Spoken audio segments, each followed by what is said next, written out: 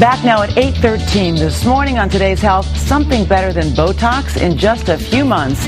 The FDA is expected to approve the first competitor to Botox. It is called Relaxin, and it promises to add a new wrinkle to the beauty brattle. Here's NBC's Michelle Kaczynski. Why don't you frown for me? Good. In the relentless battle against the wrinkle. Okay, relax.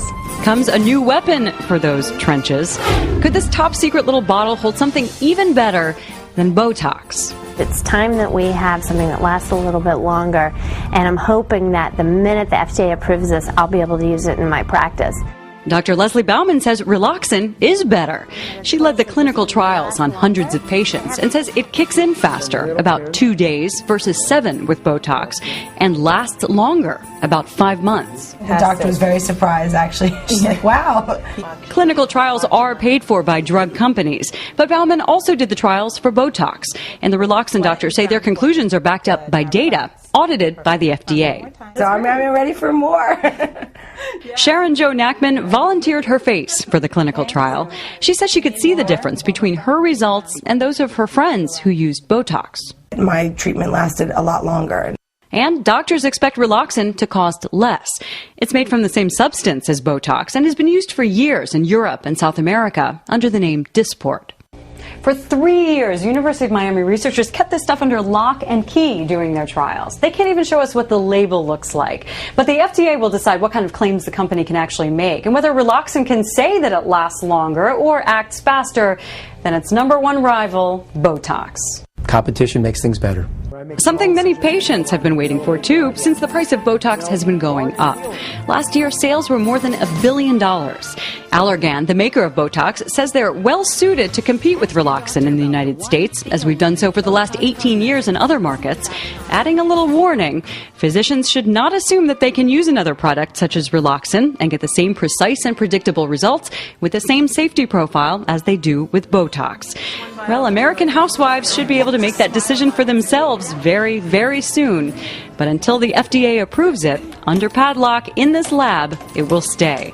For today, Michelle Kaczynski, NBC News, Miami.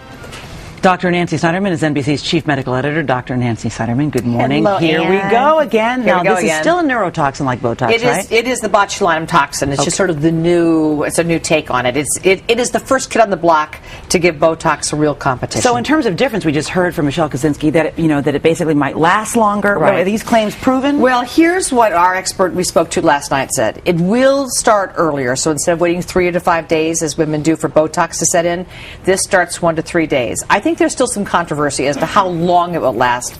Some people say it lasts about 3 months and then you have to go back to the doctor. Other people say that once you start using it regularly, you may get up to 6 months. So if Relaxin really lasts longer than Botox, that I have to wait to see. But no doubt, it starts acting sooner. But what about one of the big knocks on Botox, that it actually freezes your expression? I mean, do we have any evidence so far that's not true with Relaxin? Well, they work the same way. They paralyze the muscle. So if you don't like those lines up there and you want to make sure that they don't turn into long-term wrinkles, then that's where you get it. Some people get it for crow's feet. We've used it for medicinal purposes, for voice box problems in the past.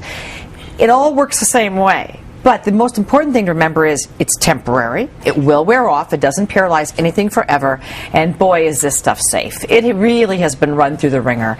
It's been around for 25 years. It's just that some of us weren't smart enough to see how big a deal it was going to be for cosmetic stuff, because we've been using it for mainstream medicine for almost 3 decades now. Okay, but will it be cheaper? Do we have any idea? No, that's it. I think you're going to see a marketing battle. I think this is going to come in cheaper. They're going to try to sort of swamp doctors' offices. And right now, Botox costs $350 to $500. Watch for a price war. I bet that's what they're going to say. So this is terrific. This is good news. I think it's good competition. Okay, well, absolutely. That's good news. Some good news this morning. It's going to be a price war for the women who want this stuff. All right. Okay. Thank you so much, Nancy.